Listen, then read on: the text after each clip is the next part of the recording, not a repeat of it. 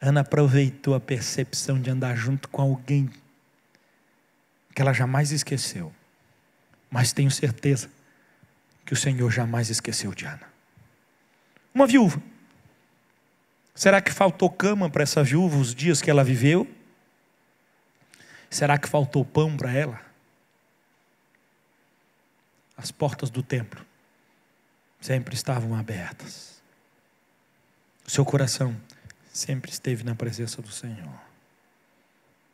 Esse mesmo Jesus que ela manifestou dizendo que era a redenção de Israel, é o mesmo Jesus que também não se esquece de você. Ele continua batendo na mesma tecla, milhares e milhares de anos, chamando todo homem ao arrependimento, para que todos possam usufruir da presença dEle e da vida dEle.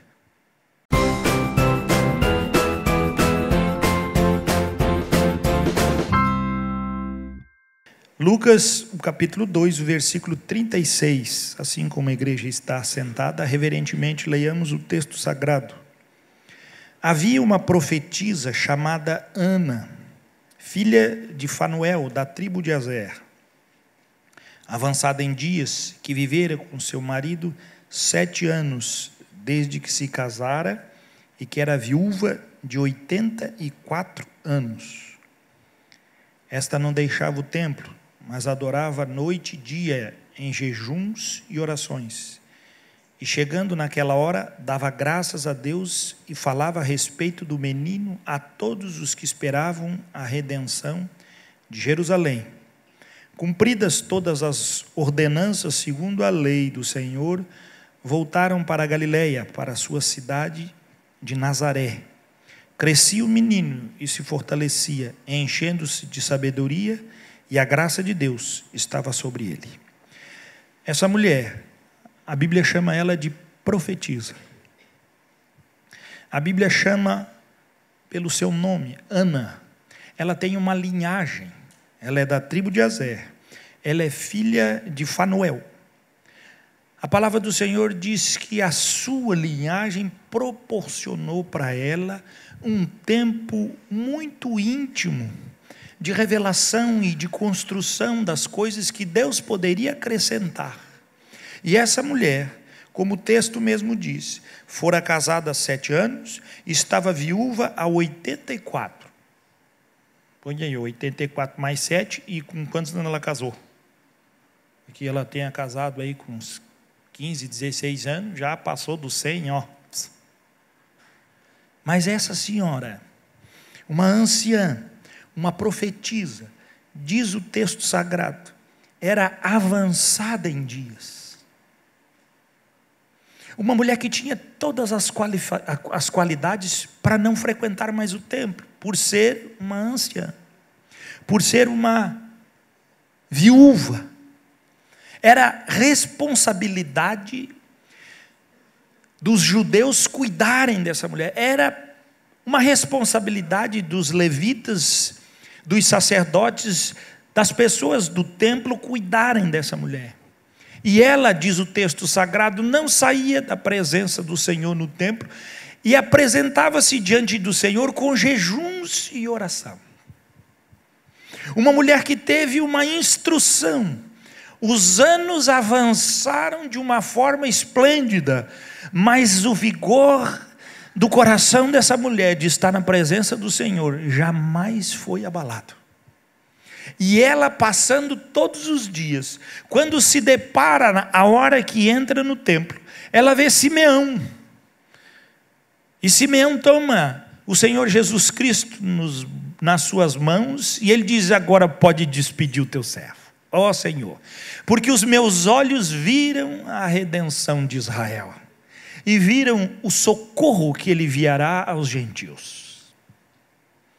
Essa mulher chega quando está sendo anunciado, e então está correndo para todo lugar que o Messias está sendo apresentado. E então ela não é a mulher que chega no final da festa, ela é a mulher que chega para acrescentar. Diz o texto sagrado, falava a ela tudo a respeito do menino. Falava a ela tudo a respeito daqueles que possuíam uma esperança e sabiam que um dia haveria redenção. Essa mulher chamada Ana deixa um ensino claro, transparente como água cristalina para nós. Primeiro ensino que ela nos deixa é que precisamos buscar, sim, referências para construir a nossa fé. Nós precisamos de referências. Quando não as temos dentro de nossa casa, procuramos referências com pessoas que são instruídas, maduras na fé, para que possam orientar a nossa jornada. Essa mulher tinha uma linhagem, essa mulher, ela tinha uma descendência, essa mulher, a filha de Fanuel, alguém que está numa referência de conhecimento dentro do templo onde ela frequentava. Quem é essa senhora? Não mexe com ela. Ela é filha de Fanuel. Deixa ela com a liberdade que ela pode ter e usufruir o tempo que assim desejar. Uma mulher que sabia buscar o Senhor porque possuía uma referência. Uma referência não de um aspecto qualquer, não uma referência que pudesse mostrar alguma coisa que pudesse fazer dessa mulher ser alguém vista no meio da sociedade. Mas ela era alguém percebida no meio da sociedade, porque ela possuía não uma linhagem de glória, de riquezas. O próprio texto diz, ela era uma viúva. E por ser viúva, ela não possuía nenhum recurso. Era a lei judaica. E os bens que o marido possuía voltavam para a família dele. A viúva retornava para a sua casa, porque ela não tinha filhos. E se tivesse filhos, os filhos a conservavam, cuidavam dela. Puxa, pastor, que ingratidão. Não, amados, não possui nada de ingratidão. Era o INSS da época, era esse. Naquela época a aposentadoria não tinha. Ela se encostava e tinha que ser cuidado por outros. Mas isso já estava registrado na lei. Essa mulher, quando tinha uma bagagem de fé recebida como herança para a sua jornada de vida, era tão percebida no templo, era tão percebida no lugar, que quando ela abria a sua boca, embora fosse uma anciã com mais de 100 anos, todos paravam para ouvir. Irmãos, às vezes a gente não consegue escutar um jovem de 30, um crente de 40, mas essa anciã, com todos os dias, estava com uma mente lúcida, um coração que buscava o Senhor, um tempo na presença de Deus, nada a removia de estar diante de Deus no santuário de adoração a Ele. Nada tirava da referência que ela tinha recebido dos seus pais.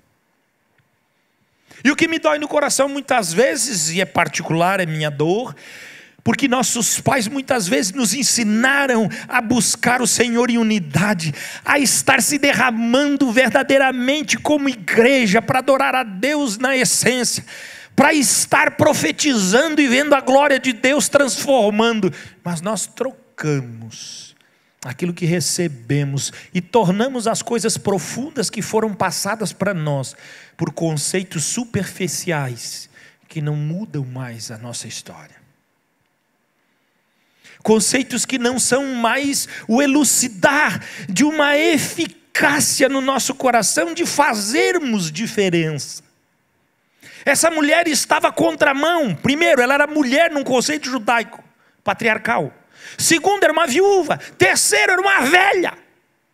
Mas quando ela abria a boca, os conceitos caíam por terra e todos queriam ouvi-la. Porque ela era uma mulher cheia do Espírito Santo. Era uma mulher profetisa que quando abria a boca, as coisas transformavam-se. Não foi uma leviana que quando ficou viúva, saiu a piscar por primeiro que estivesse, porque pelo que o texto fala, 84 anos de viuvez, ela era bem novinha quando ficou viúva. Mas ela não quis mais ter aquilo que era de direito nessa terra, para estar na presença do Senhor todos os dias da sua vida. Essa mulher nos ensina que uma mulher de verdade constrói a sua vida com uma renúncia. Ela recebeu dos seus pais um legado, ela recebeu da sua família uma graça, e ela permanece. E o seu coração louva e engrandece o Senhor, e ninguém pode tirá-la da presença do templo. Deus não escolheu alguém vigoroso para testemunhar, antes, porém, escolheu uma mulher completamente desqualificada aos olhos dos homens. Mas diante de Deus, a palavra diz, lá no templo, existia uma mulher extraordinária. Era uma profetisa. O Senhor trazia diante dela os seus segredos. É o que diz o profeta, quando ele afirma que nenhum segredo de Deus é escondido. Antes, porém, ele revela cada um deles aos seus santos profetas.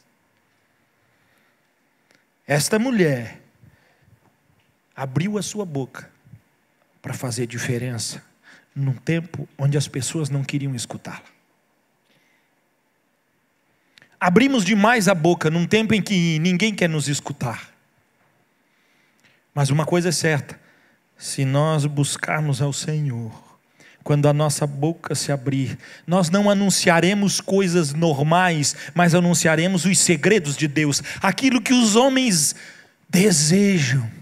Porque o texto diz, ela manifestou tudo aquilo que foi falado a respeito do menino. Ela disse, é verdade. E para vocês que estão esperando a redenção, chegou. Aonde está ela? Está aqui.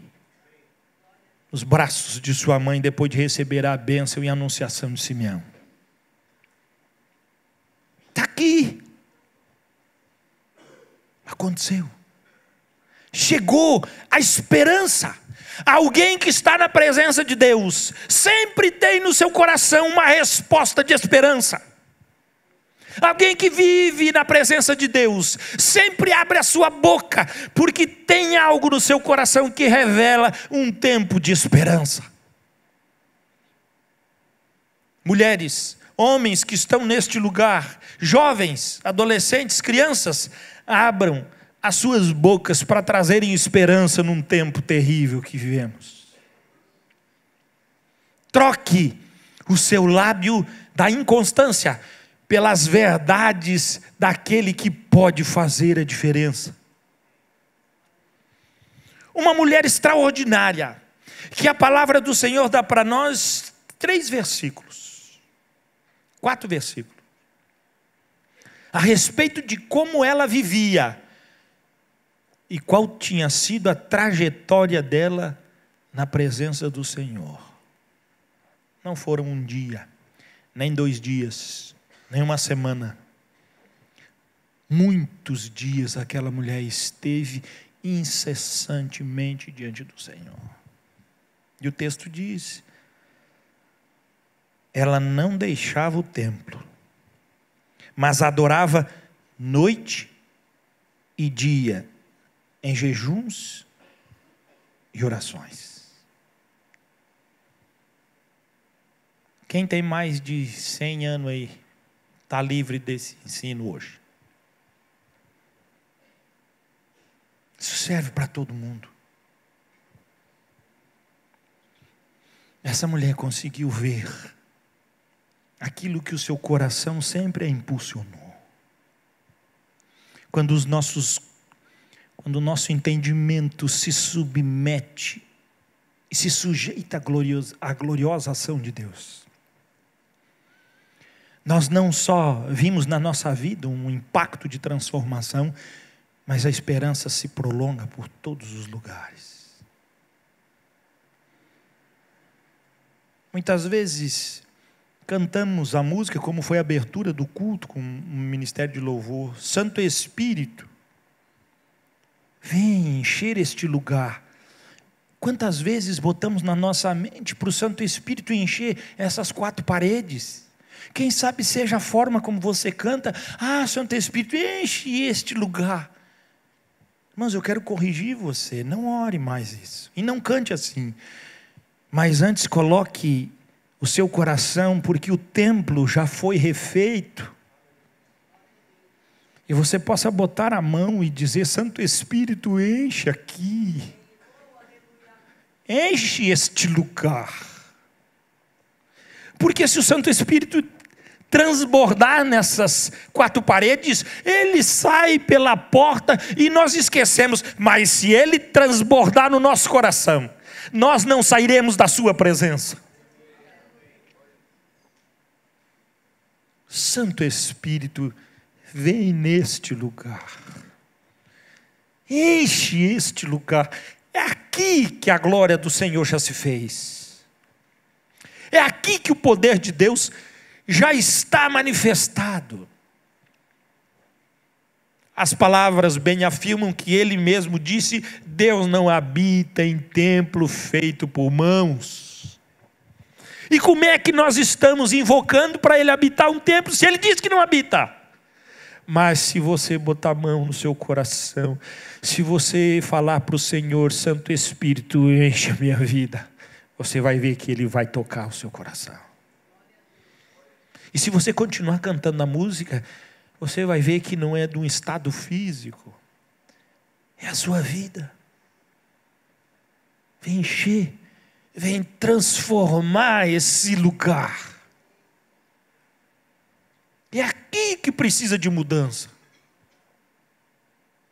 É neste lugar que eu preciso estar dia e noite em adoração ao Senhor.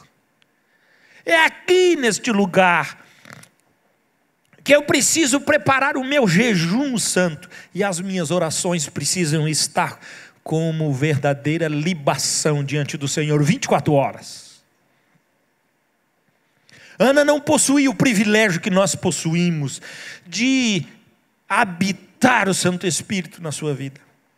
Antes cheia ela era pela presença que estava buscando diante de Deus, mas depois que Cristo ressuscitou e foi dado o Espírito Santo, tornamos a cada um de nós o santuário do Deus vivo.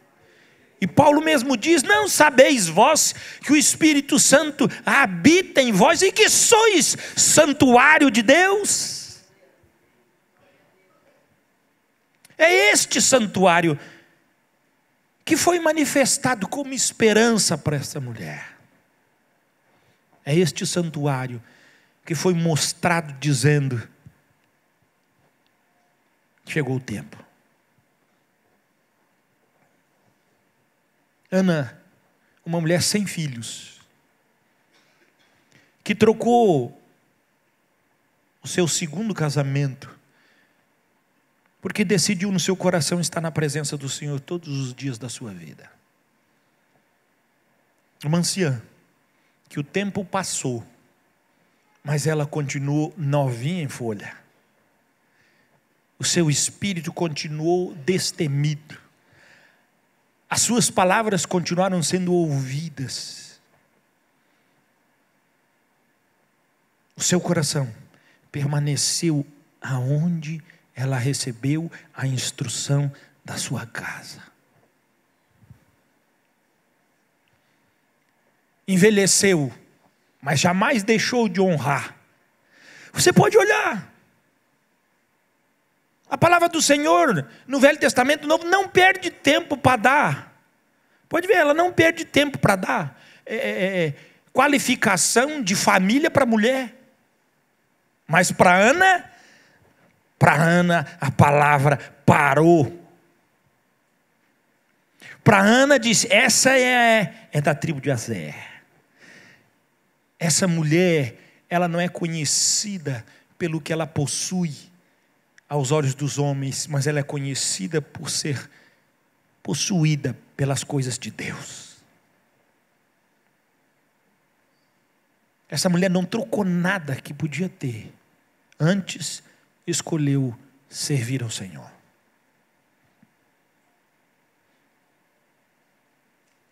E o texto sagrado diz, versículo 38, e chegando naquela hora, dava graças a Deus a respeito do menino a todos os que esperavam a redenção de Jerusalém. Ela foi chamada para ser a testemunha de um momento tão especial. Registrado ficou nas Escrituras. Alguns escritores, os que levantam aí os tempos antigos, dizem que as primeiras partes, os primeiros capítulos de Lucas foram citados por Maria. E anos depois, Lucas, eu imagino, ele diz, Maria, como é que foi os dias que Jesus nasceu? E ela diz, no dia que nós apresentamos o Senhor, quando nós entramos no templo, tinha um homem extraordinário. E depois de ele declarar tudo assim como aconteceria, apareceu uma profetisa. Todo mundo conhecia ela. Ela era uma mulher que passava em branco. Ela era Ana, a filha de Fanuel da tribo de Azer. Aquela mulher que vivia 24 horas dentro do templo, em jejuns e orações.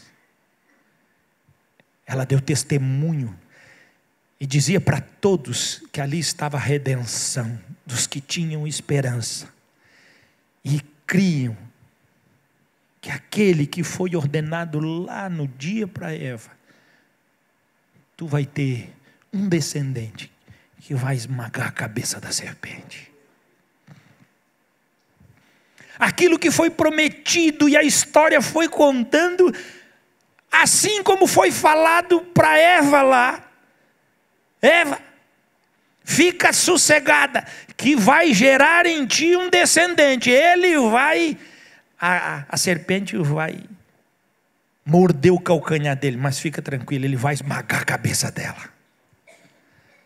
Agora, Ana apresenta-se e diz, chegou o destruidor. Ele veio para trazer redenção.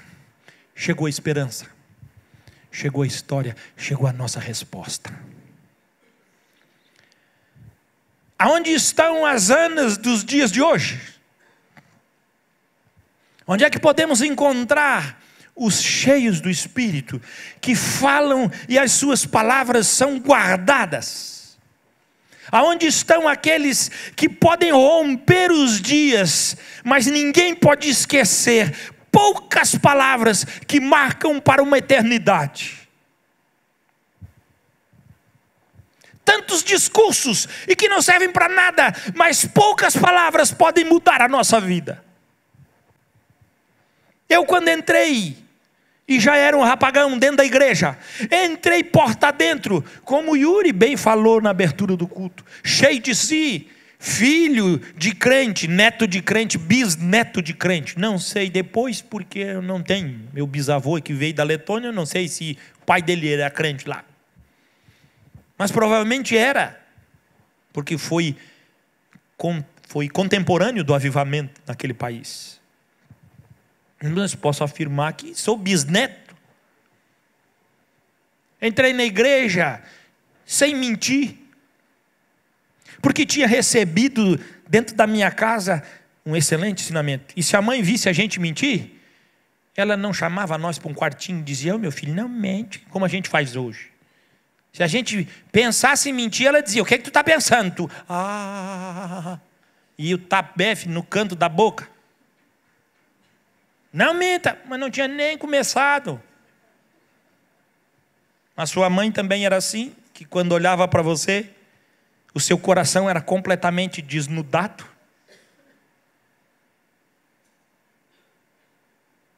Hoje eu conheço bem o coração da minha mãe. Mas quando eu era piá, que desgraça. Ela falava, o que tu aprontou? Mas como é que a mãe sabe? Essa tua cara. Mas o que tinha na minha cara que dizia para ela, aprontei? Não é assim? Tu está devendo. Não. Às vezes eu vejo a Janice pegar o João no canto. E o João é bom de fala. Ele está por aí, sei onde é que está. Se é que não gaseou o culto. Está lá atrás. Tá aí. A mãe dele está cuidando da minha sogra. E tá aí. Hoje está a minha responsabilidade. Só Deus sabe como é que vai estar esse homem hoje. Está aí. E aí a Janice encosta ele na parede e ele começa. Não gagueja, cara. Tu está mentindo para mim. Pronto, danou-se. Fica brabo. Faz xixi no poste. Não viu? Não viu? Criança fica brava, faz xixi, marca território, urra que nem leão. Não adianta, pai, está devendo. Quem de nós não passou por isso?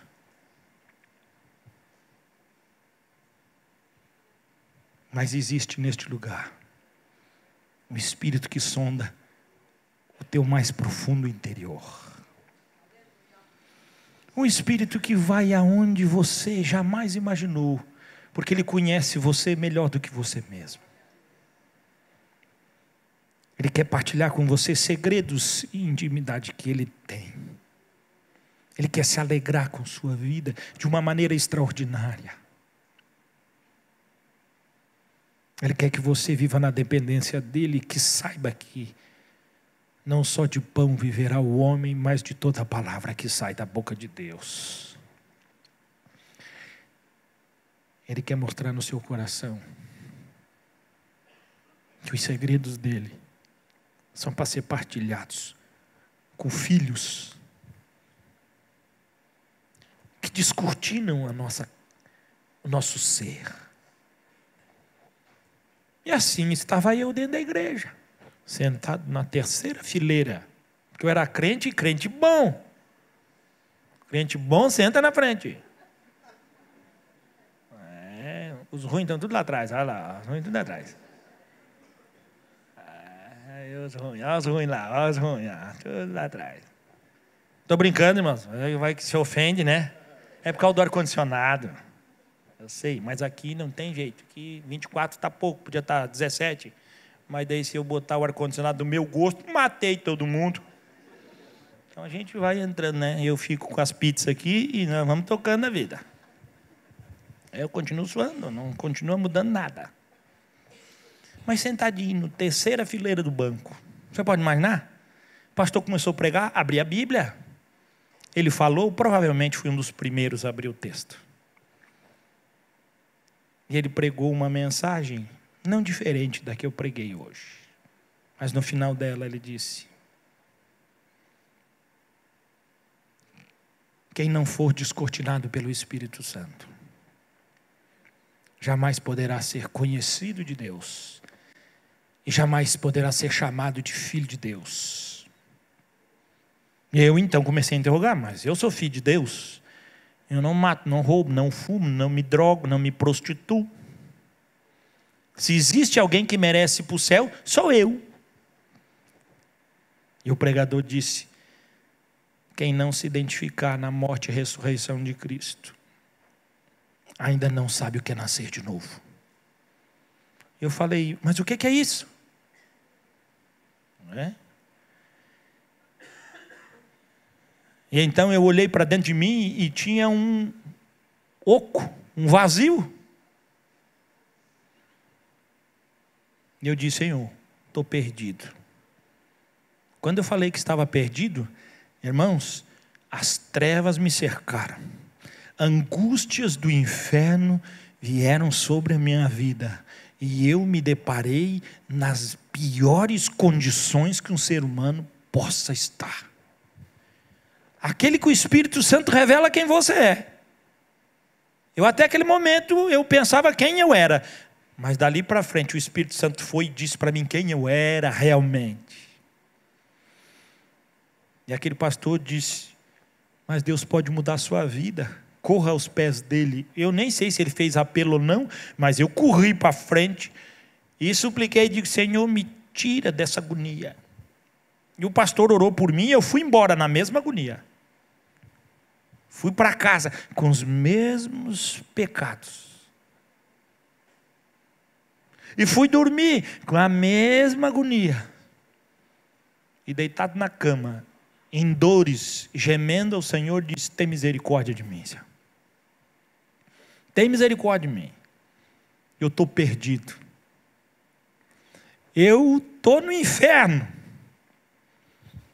Mas se o Senhor quiser, o Senhor pode me salvar. Salva-me, Senhor, por teu Filho Jesus Cristo. Eu estava deitado quando orei. Mas quando eu terminei minha oração, eu estava banhado em lágrimas, de joelhos no chão, com a cara no pó. E aquelas trevas que estavam ao meu redor tinham se transformado num quarto de luz. E o inferno que tinha, desgraçado, porque tu já está no fim da linha, e o diabo ainda vem e te coloca mais para baixo. O Espírito Santo encheu o meu coração. E eu me levantei. Deitei na cama, fechei os olhos. Quando os abri, já tinha amanhecido. E acordei com uma alegria que jamais alguma circunstância da vida poderia me dar. Ter um filho é especial. É. Ter uma mulher abençoadora. É. Ter um homem justo é bênção. Mas nada se compara àquele que nasce do Espírito. É algo que ninguém se esquece. Muitas vezes eu vejo esse ditado: a mãe não esquece do filho. Mas, às vezes esquece do filho. Os pais sempre esquecem. É só tu ver aí se morrer uma criança dentro de um carro no dia de sol. A mãe não esquece, é o pai. Se o filho estiver dormindo mesmo, ele deixa lá torrando. É desgraça? É, mas a mãe não esquece. Muito difícil. Se a gente olhar aí, raríssimas vezes. As mulheres têm essa percepção, porque querem andar juntos. Ana aproveitou a percepção de andar junto com alguém que ela jamais esqueceu. Mas tenho certeza que o Senhor jamais esqueceu de Ana. Uma viúva. Será que faltou cama para essa viúva os dias que ela viveu? Será que faltou pão para ela? As portas do templo sempre estavam abertas. O seu coração sempre esteve na presença do Senhor. Esse mesmo Jesus que ela manifestou dizendo que era a redenção de Israel, é o mesmo Jesus que também não se esquece de você. Ele continua batendo na mesma tecla, milhares e milhares de anos, chamando todo homem ao arrependimento, para que todos possam usufruir da presença dEle e da vida dEle. O Senhor te convida, celebre. Você tem a oportunidade de, pelo seu coração, no mais profundo da sua alma, prestar ao Senhor um culto genuíno, de uma pessoa nascida em espírito e em verdade, transformada como essência, para a glória do Senhor e para o louvor da sua glória. Se não for para te servir, deixa aqui. Se